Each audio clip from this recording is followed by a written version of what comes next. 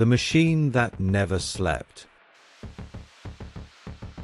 The snow fell silently over Lubyanka Square that winter morning in 1954, blanketing the cobblestones in white, muffling the footsteps of those who hurried past the massive yellow building that dominated the Moscow skyline. They did not look up at its windows. They did not slow their pace. They knew what lived inside those walls, what machinery of power turned endlessly in those corridors, what eyes watched from behind those curtains. The building had once been the headquarters of an insurance company, a place where ordinary Russians came to secure their futures, to protect themselves against uncertainty. Now it housed something far more comprehensive, far more totalitarian in its reach. Now it was the heart of the Committee for State Security, the Komitet Gosударственной Безопасности, known to the world by three letters that would come to symbolize fear itself, KGB. Inside, in offices heated against the brutal cold, men sat at desks covered with files, each folder containing a life, a history, a web of associations and suspicions. These were not policemen in any ordinary sense. They were the guardians of ideology, the enforcers of Soviet reality, the architects of a surveillance state so vast and so intricate that it would eventually employ more than 500,000 people, with millions more serving as informants, as watchers, as the eyes and ears of a system that trusted no one and suspected everyone. The man who had just taken control of this apparatus, a figure whose name would become synonymous with ruthless efficiency, sat in his office on the third floor, reviewing reports that had come in overnight from across the 15 republics of the Soviet Union. His name was Ivan Surov, and he understood something fundamental about power, that it was not maintained through grand gestures or dramatic pronouncements, but through the patient, methodical accumulation of information, through knowing everything about everyone, through making every citizen understand that they were seen, that they were known, that nowhere was safe from the state's penetrating gaze. The structure he commanded had been forged in the crucible of revolution and tempered in the fires of Stalinist terror. Its roots stretched back to December 1917, when Felix Dzerzhinsky, a Polish revolutionary with burning eyes and an unyielding commitment to the Bolshevik cause, had established the Cheka, the All-Russian Extraordinary Commission for Combating Counter-Revolution and Sabotage. Dzerzhinsky had understood that the new Soviet state, surrounded by enemies both foreign and domestic, required an instrument of protection that operated beyond the normal constraints of law, that moved in the shadows, that struck without warning. The Cheka had given way to the GPU, then the OGPU, then the NKVD, each iteration growing more sophisticated, more bureaucratic, more embedded in the fabric of Soviet life. The terror of the 1930s, when Stalin's paranoia had consumed millions, when the knock on the door at 3 in the morning had become the most feared sound in all of Russia, had been carried out by these predecessors of the KGB. They had perfected the art of the forced confession, the show trial, the midnight execution in the basement cells of Lubyanka. They had sent countless innocents to the frozen wastes of the Gulag, to labor camps where men and women disappeared into the vast Siberian emptiness and were never heard from again. But by 1954, something had shifted. Stalin was dead, his embalmed body lying in state beside Lenin in Red Square, and the new leadership, wary of the security apparatus that had terrorized them all, had decided to reorganize, to separate the secret police from the regular police, to create something more controlled, more directed. The Ministry of State Security, the MGB, was dissolved, and from its ashes rose the KGB, nominally subordinate to the Council of Ministers but in practice answerable only to the highest levels of the Communist Party.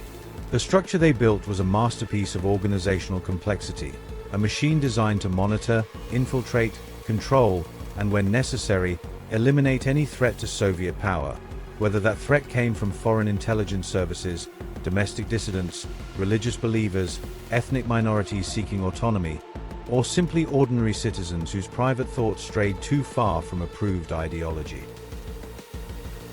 At the apex of this pyramid sat the chairman, appointed by the Politburo, commanding an organization that was divided into specialized directorates, each with its own mission, its own methods, its own secrets.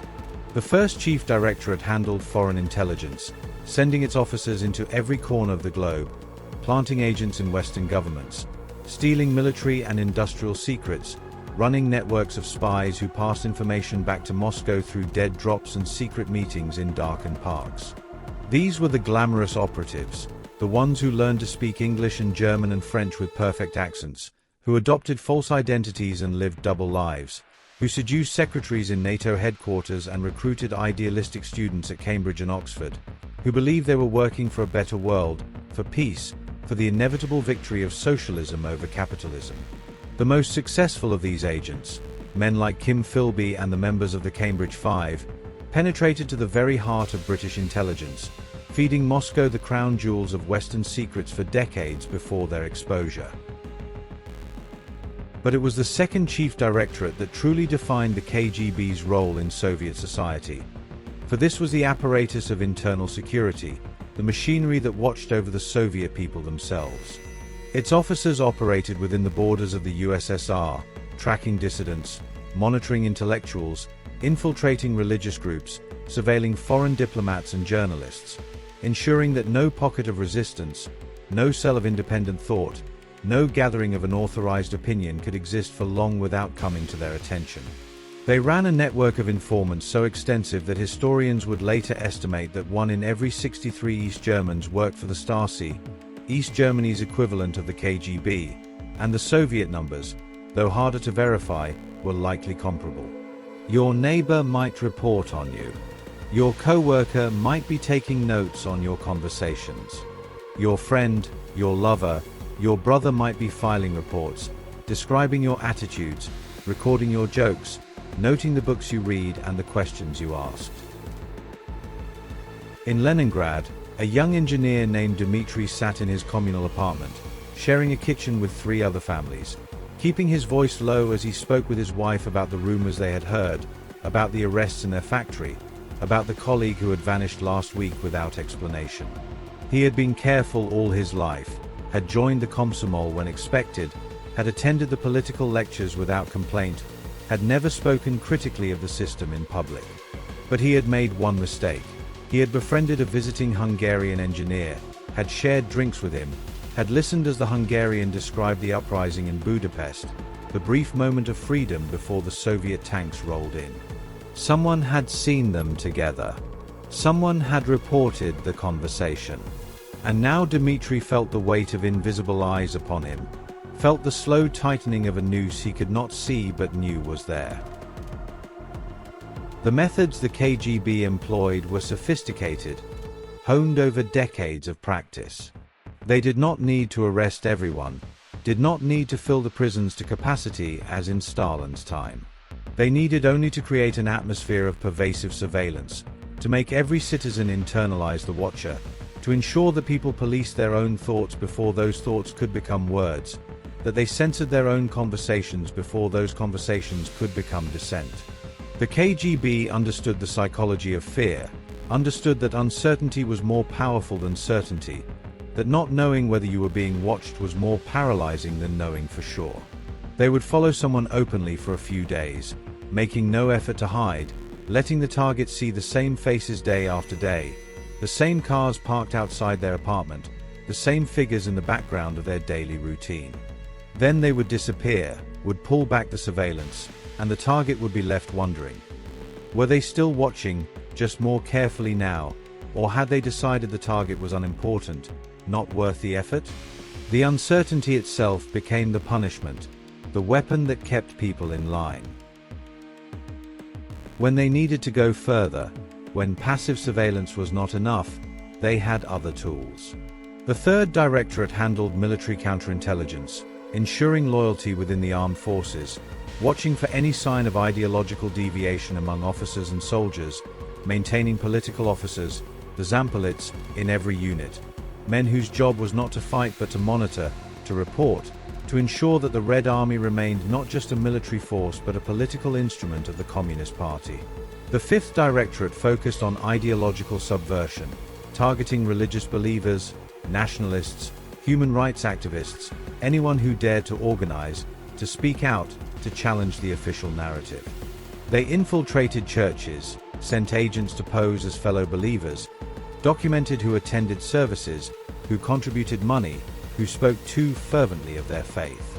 They arrested priests and pastors, closed seminaries, turned monasteries into museums and warehouses, sought to extinguish religious practice entirely, or at least to drive it so far underground that it posed no threat to Soviet materialism.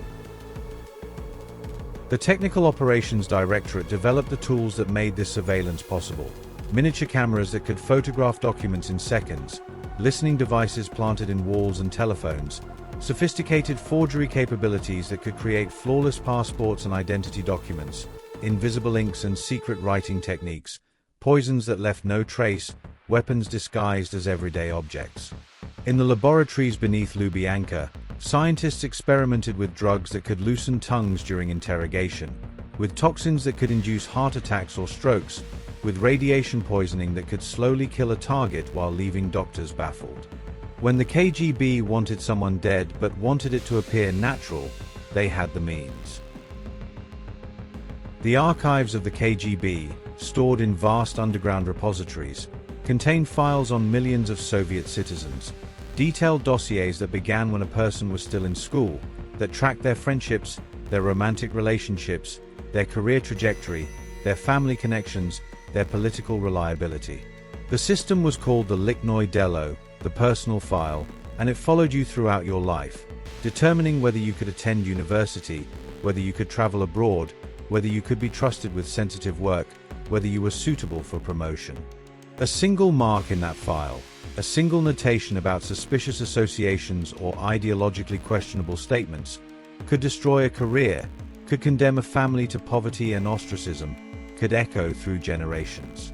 People lived in the shadow of these files, these repositories of secrets and suspicions, never knowing exactly what they contained but knowing they existed, knowing they were being judged by standards they could never fully understand, by criteria that shifted with political winds.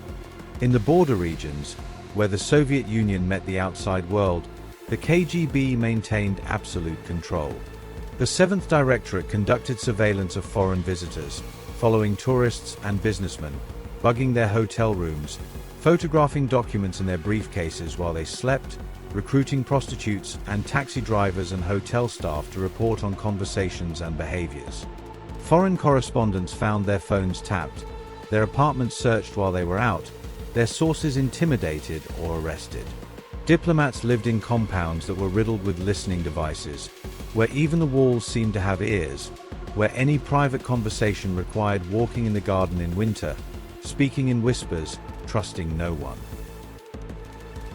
The 8th Directorate controlled communications, monitoring telephone calls, opening mail, reading telegrams, ensuring that nothing passed in or out of the Soviet Union without being examined, copied, and filed away.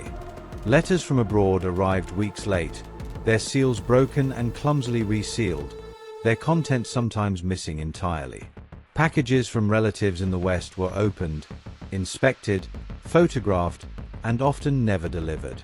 The KGB wanted Soviet citizens isolated, wanted them to understand that contact with the outside world was dangerous, that foreign ideas were contaminating, that the only safe reality was the one defined by the party.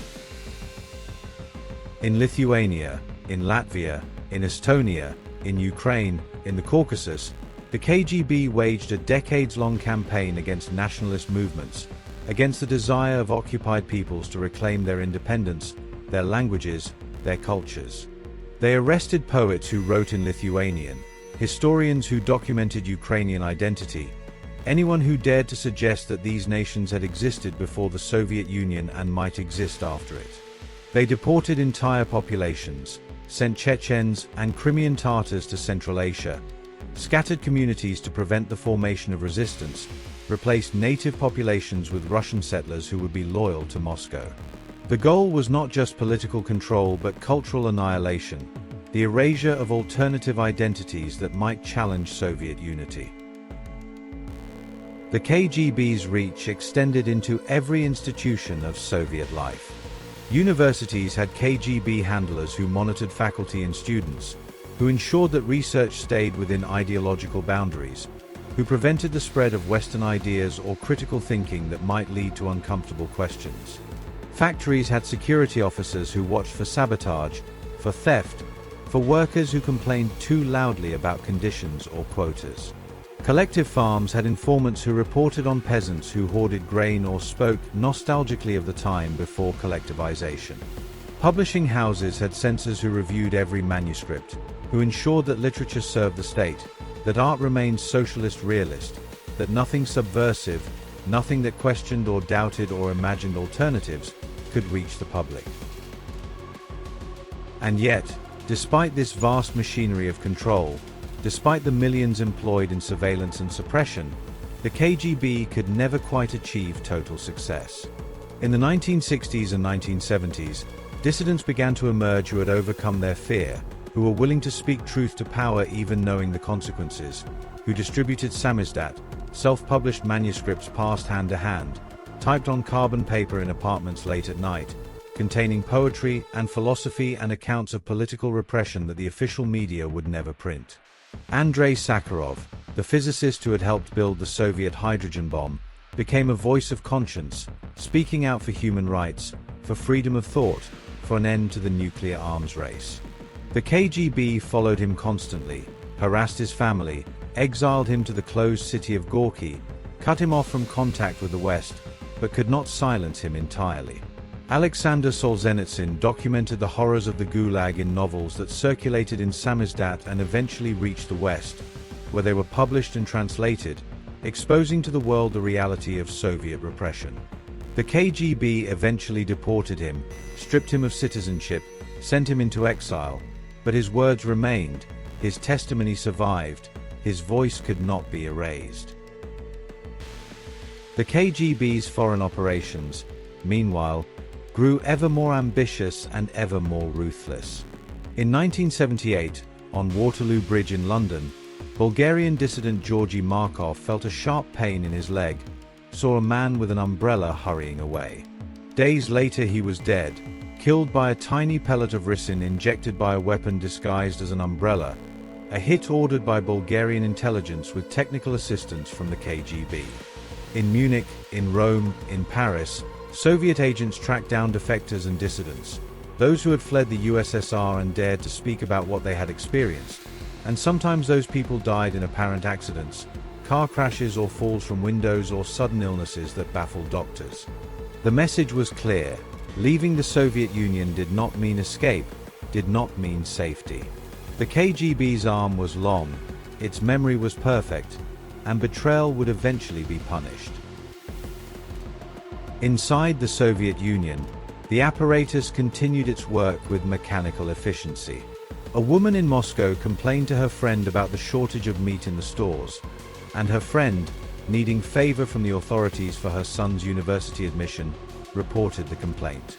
The woman was called in for a conversation, was warned about spreading anti-Soviet propaganda, was told that her complaint showed ingratitude for all the state had provided. She was not arrested, not imprisoned, but she was marked now, noted in the files, and she learned to keep her mouth shut, learned that even private conversations were dangerous, that trust itself was a luxury the Soviet citizen could not afford. The psychological toll of living under such surveillance was immeasurable. People developed what psychiatrists would later call a split consciousness, an ability to hold two realities in mind simultaneously. The official reality that had to be performed in public, the ritual affirmations of loyalty and ideological orthodoxy, the attendance at mandatory political meetings and the mouthing of approved slogans, and then the private reality, the real thoughts and feelings and doubts that could only be whispered to the most trusted intimates, if they could be spoken at all. This division corroded the soul, destroyed authenticity, made genuine human connection increasingly difficult. How could you truly know another person when everyone was potentially performing, potentially reporting, potentially betraying? The KGB did not just control bodies. It invaded minds, it colonized consciousness, it made people strangers to themselves. By the 1980s, as the Soviet system began its long collapse, as economic stagnation and political sclerosis made the gap between propaganda and reality impossible to ignore, the KGB found itself fighting a losing battle. Mikhail Gorbachev's policies of glasnost and perestroika, of openness and restructuring, loosened the controls just enough that the pressure that had been building for decades suddenly found release. People began to speak more freely, to organize openly, to demand change. The KGB pushed back, counseled repression, warned of chaos and dissolution, but the momentum had shifted. In 1991, hardliners within the KGB helped organize a coup against Gorbachev, seeking to restore the old order, to reimpose the discipline and control that had kept the Soviet Union together for 7 decades. The coup failed, collapsing within days as ordinary citizens defied the tanks in the streets of Moscow, as Boris Yeltsin stood on an armored vehicle and rallied resistance, as the military refused to fire on its own people. The Soviet Union dissolved, and with it the KGB was officially disbanded, broken up into separate agencies, its power theoretically curtailed. But the men who had served in its ranks did not disappear, and the methods they had learned did not vanish. They moved into the new Russian security services, into business, into politics. They remembered how power was maintained, how fear was cultivated, how information was weaponized. And in time, one of them, a lieutenant colonel who had served in East Germany watching the Berlin Wall fall, who had returned to a country in chaos and humiliation, who had risen through the new power structures with the same patient determination that had characterized the old, would become president of Russia. His name was Vladimir Putin, and he would bring back much of the surveillance state, much of the control, much of the KGB's ethos, adapting it to the 21st century, to the age of the internet and global capitalism, proving that the apparatus of state security, once created, once embedded in the DNA of governance, is not easily dismantled or forgotten. The building on Lubyanka Square still stands, still houses security services, still casts its shadow over Moscow. The snow still falls on those cobblestones each winter, and people still hurry past without looking up, because some lessons, once learned, are never quite forgotten, and the memory of the machine that never slept continues to shape how Russians understand power, trust, and the price of speaking truth in a state that prefers silence.